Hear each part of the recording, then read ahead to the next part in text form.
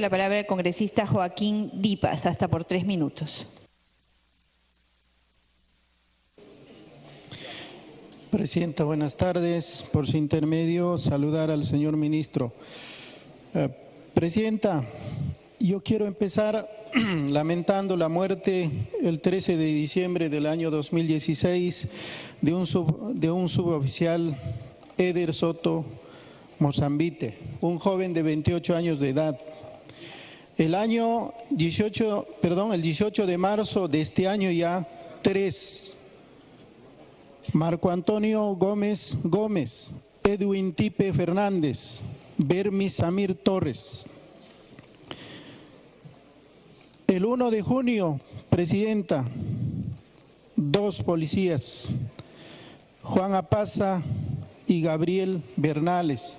Presidenta, solamente se le ha enviado una bandera para que pueda cubrir su ataúd y finalmente hasta ahora no se sabe nada, Presidenta.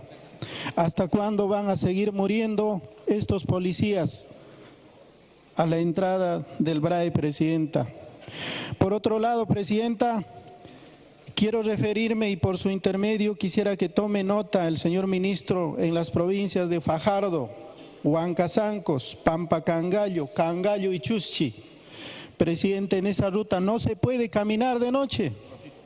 En el puente Tincuy, que une las provincias de Cangallo y Huancazancos, parece que ya el delincuente estableció su peaje todas las noches. Y si no tiene dinero, Presidenta, simplemente lo matan, Presidenta.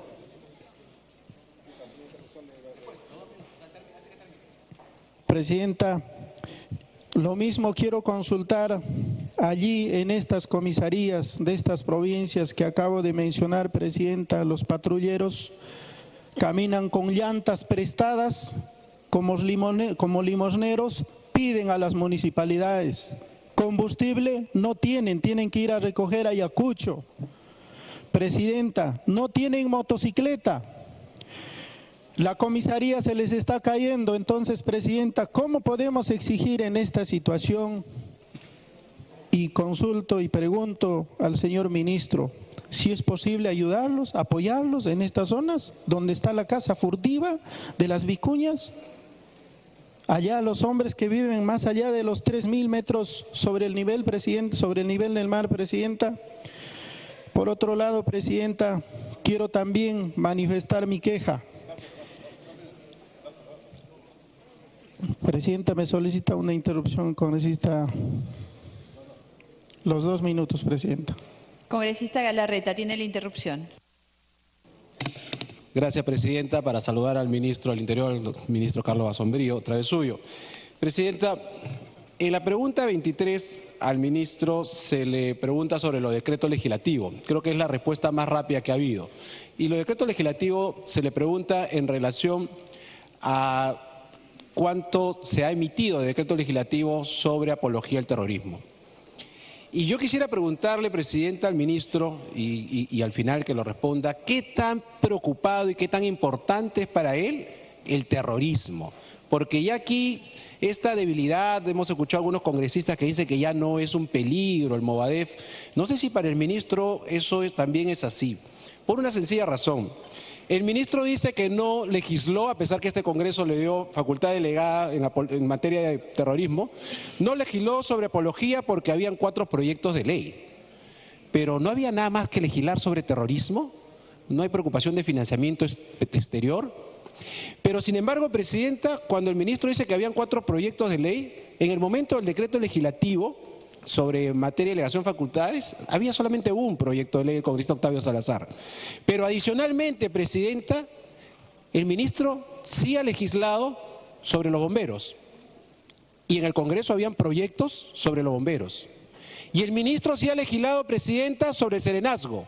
Y en el Congreso habían proyectos sobre serenazgo. Entonces, ¿por qué en apología al terrorismo, que es muy importante, y por eso la pregunta, qué tan importante para el ministro Basombrío resulta el flagelo del terrorismo? ¿Qué firmeza hay para pelear contra esta lacra que se está reagrupando? El ministro, Presidenta, tiene que respondernos por qué en un caso sí dice que hay proyectos y no se quiere meter, y en otros sí manda decreto legislativo cuando hay proyectos en el Congreso. Gracias, presidente. Gracias, congresista Dipas. Gracias, congresista Galarreta. Continúe, congresista Dipas.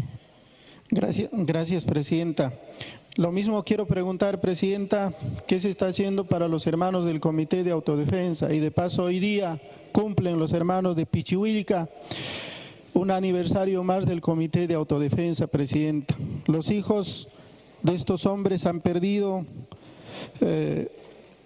los hijos de estos hombres han quedado muchos en la huerfandad, presidenta, muchas viudas. ¿Qué se está haciendo por estos hermanos que prácticamente están pasando casi al olvido? Lo otro, presidenta, en la ruta Ayacucho-Albrae, prácticamente la policía ha establecido ya también otro peaje en 3 puntos, en Quinoa, en Tambo y en Machente. Esperan prácticamente, presidenta, que se junten carros, pasen la gorra y allí hacen su colaboración y pasan los carros. Y es que si es que no hay eso, lamentablemente se quedan hasta el día siguiente, presidenta. Esas cosas quería. Para que termine, congresista. Nada más, señora presidenta, eso quería consultarle. Gracias. Gracias, congresista Dipas. Tiene el uso de la palabra el congresista Víctor Albrecht.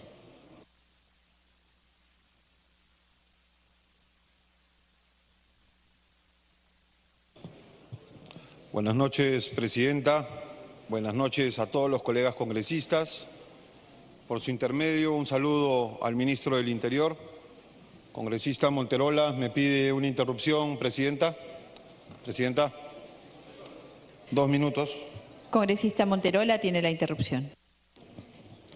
Muchas gracias, presidenta. Por su intermedio, saludar al ministro del Interior y a toda la representación nacional. Sin duda, en nuestro país el principal problema es la inseguridad ciudadana. Como representante de Huancavelica tengo que levantar la voz porque Huancavelica también los índices de inseguridad han aumentado de manera proporcionalmente alarmantes. Señora presidenta, por su intermedio al ministro. Es así que en el tema de los asaltos en las carreteras, hace un tiempo visitamos al viceministro para pedirle que pongan patrulleros en las carreteras para que puedan cuidar el problema del abigeato, el asalto de los ómnibus. Lamentablemente no nos han escuchado y siguen continuando esos asaltos y es parte de la inseguridad que vive mi región. Asimismo, el narcotráfico en la zona Brae, en Huancavelica, es un problema que también no está pasando desapercibido ahí, ya que anteriormente había una producción aproximadamente de 10.000 hectáreas donde se cosechaba una vez al año, hoy se cosecha 2 a 3 veces al año, señor ministro. Asimismo, por hectáreas antes se sembraba 10.000 plantas, ahora se siembran de 15 hasta 50 a 60.000 plantas por hectárea. Eso quiere decir que la sociedad del terrorismo con el narcotráfico está creciendo considerablemente también en nuestra región. Y es por ello que en las zonas de Cochabamba Grande, en el distrito de Tintaypunco, han habido constantes atentados contra la fuerza del orden. Y esto, ¿qué ha hecho su sector para combatir el narcotráfico y el terrorismo en mi región? Gracias, congresista Monterola. Continúe, congresista Albrecht.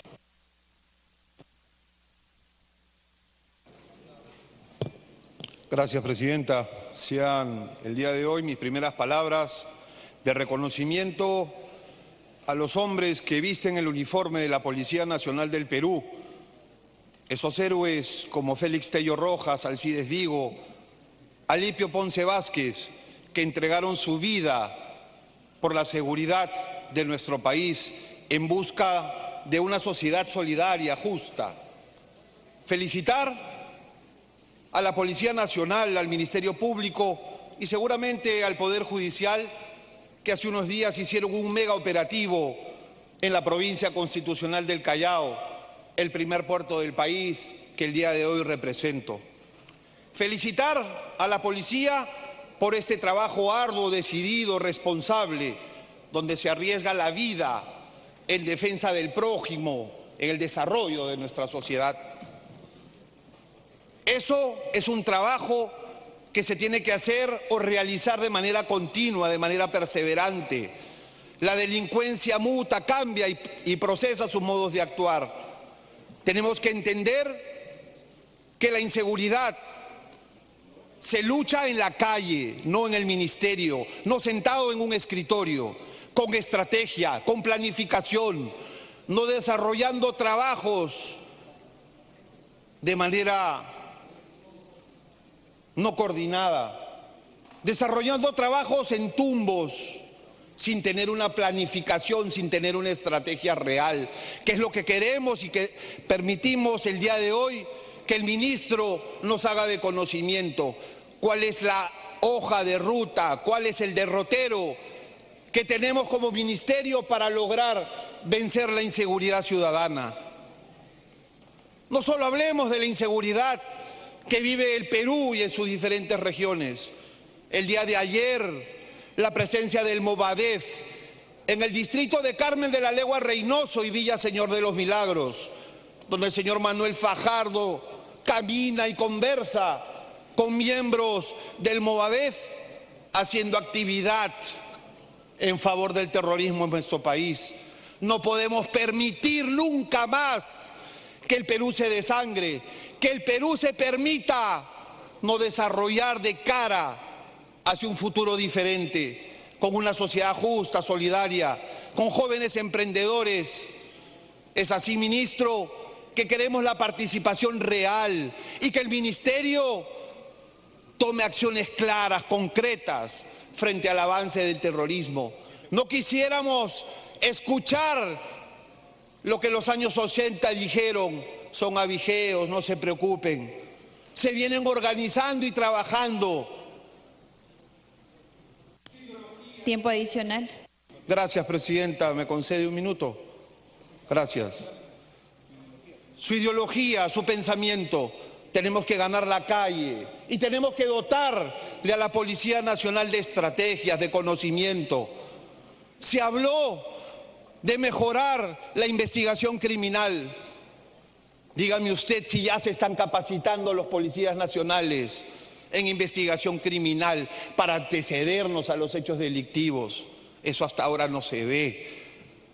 Necesitamos tomar acción, y escúchenlo bien, el Parlamento Nacional, frente al incremento y al trabajo que vienen realizando estos grupos de fachada, esas mascarones de proa que vienen ganando ideológicamente la calle. Es necesario, ministro, su presencia, su liderazgo, que el gobierno central asuma con responsabilidad lo que el pueblo del Perú exige en las calles. Gracias, congresista Albrecht. Tiene el uso de la palabra el congresista Justiniano Apaza.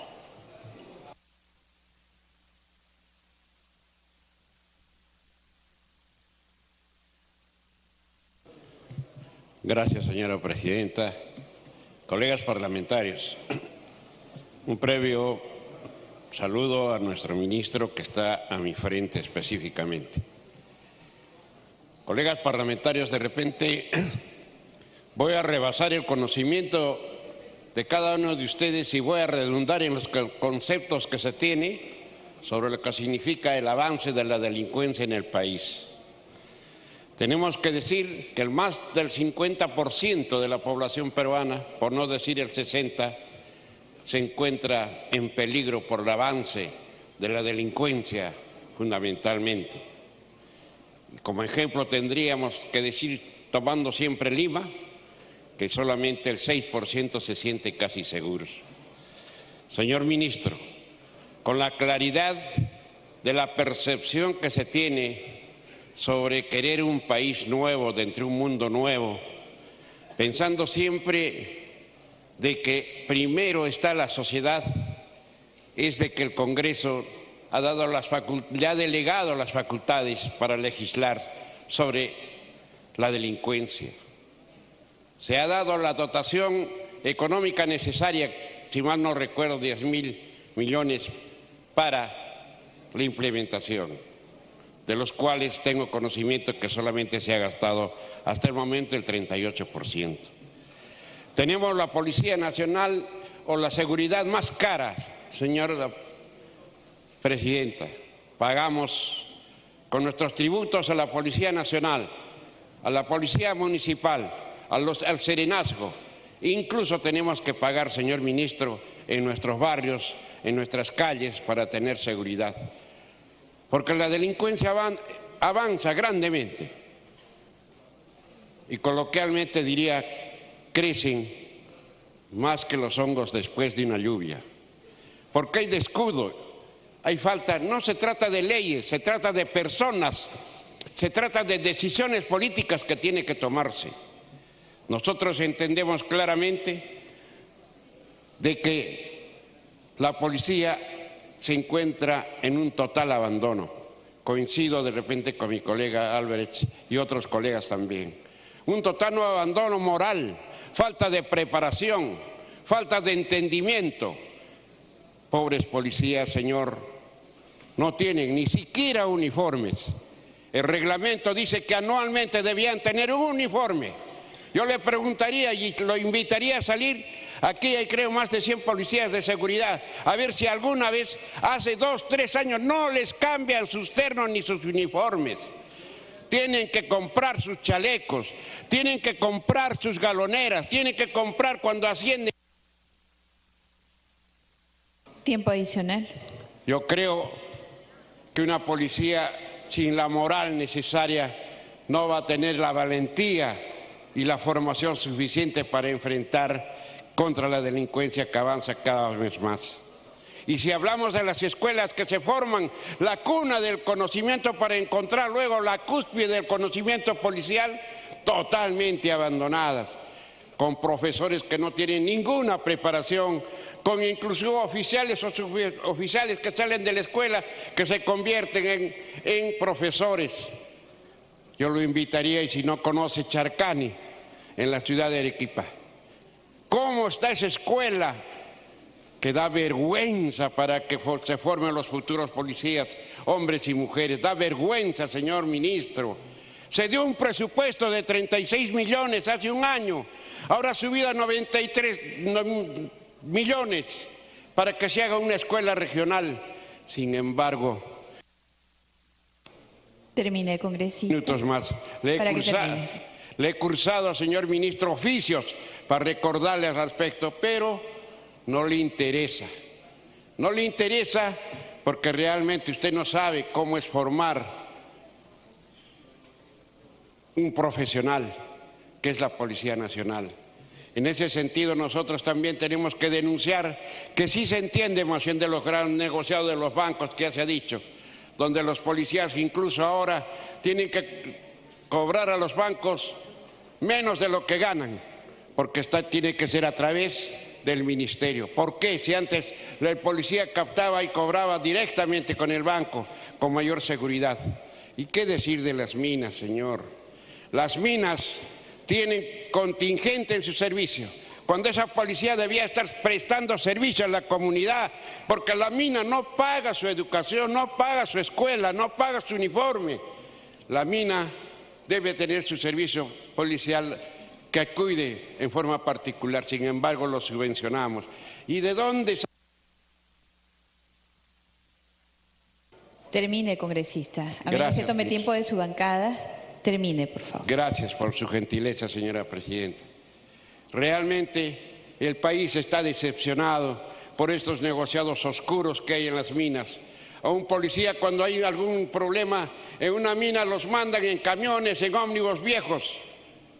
Señor ministro, usted no sabe, de repente les dan un viático de 150 soles y al último el policía sale cobrando 70 soles, porque le descontaron de movilidad, le descontaron de hotel, le descontaron de pensión. ¿Qué le dan hotel? En el suelo. ¿Qué le dan de comer?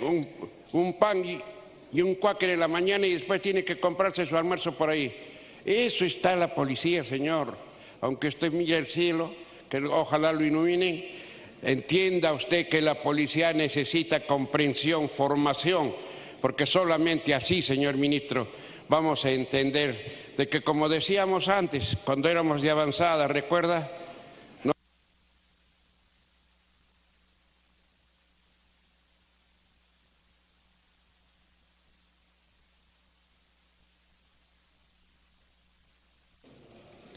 Gracias, congresista Apaza. Tiene el uso de la palabra la congresista Tania Pariona. Gracias, presidenta. Voy a otorgar la interrupción de 2 minutos al congresista Richard Arce.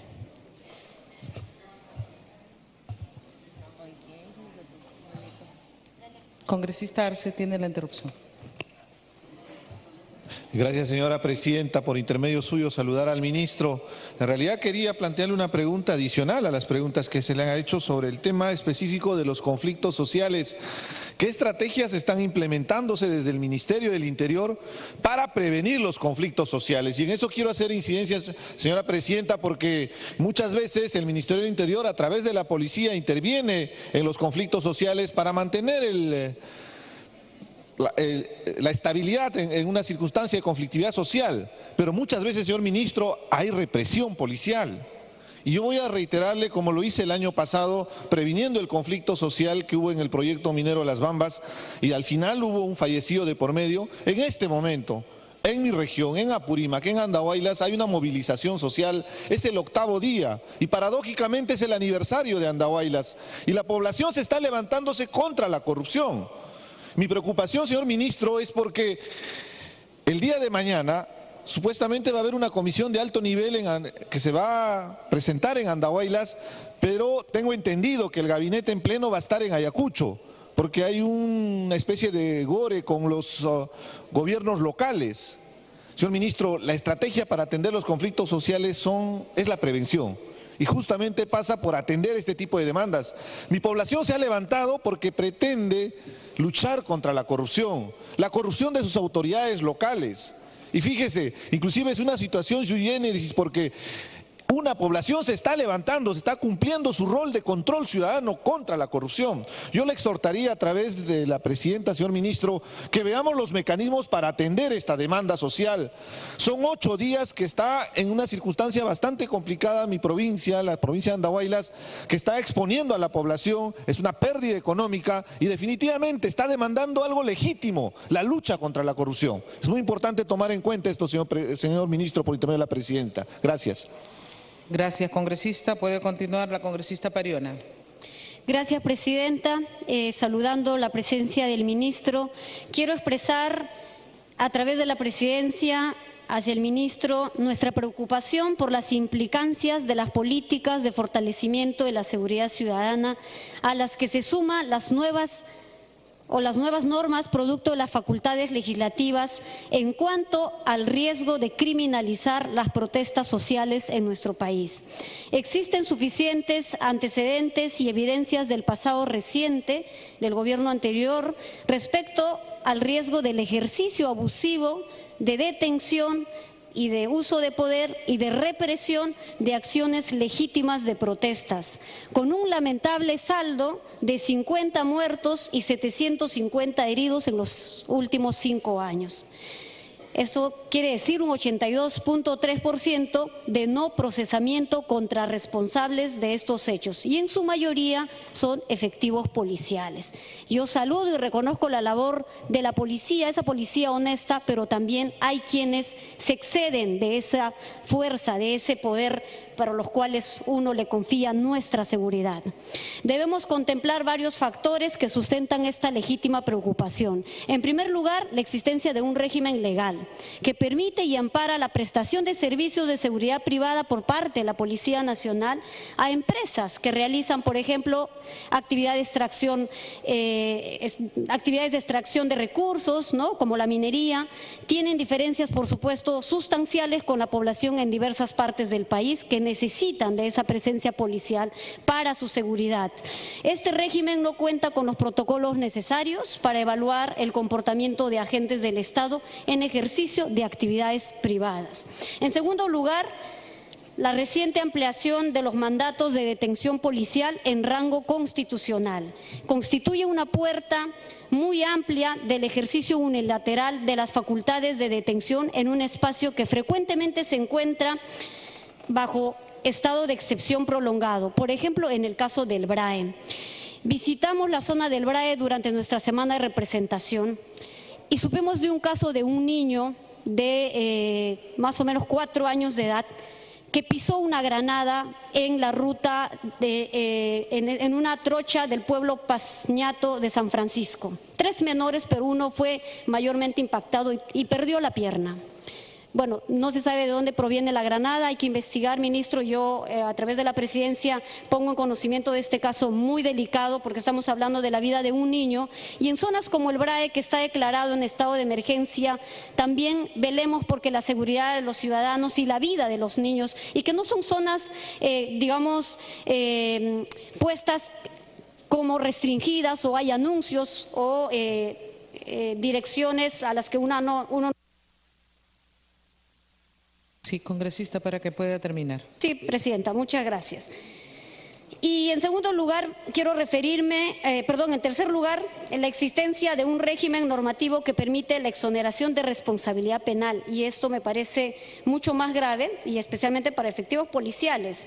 Si a ello le sumamos los informes de la Defensoría del Pueblo de la existencia de un clima no resuelto de conflictividad a la que hacía referencia el congresista Arce, ¿no?, entre comunidades y empresas extractivas, yo quisiera igual reiterar la pregunta: ¿qué medidas, protocolos está ejecutando en su sector para impedir la ocurrencia o la recurrencia en el futuro de este tipo de fenómenos?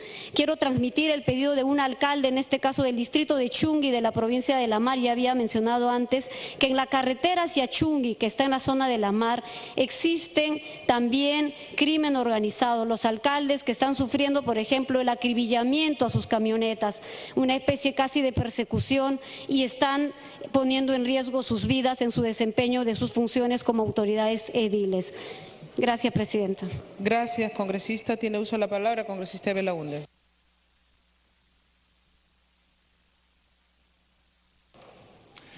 Gracias, presidenta. Un saludo al ministro y a los colegas que aún están presentes.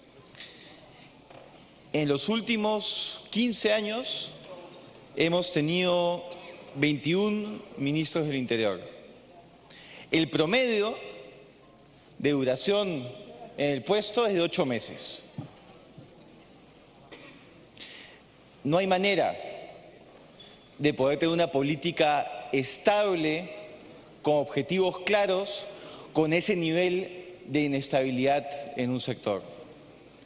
Creo que existe consenso, porque además lo señalamos todas las fuerzas políticas en las elecciones, de lo mal que se ha llevado este sector en los últimos años.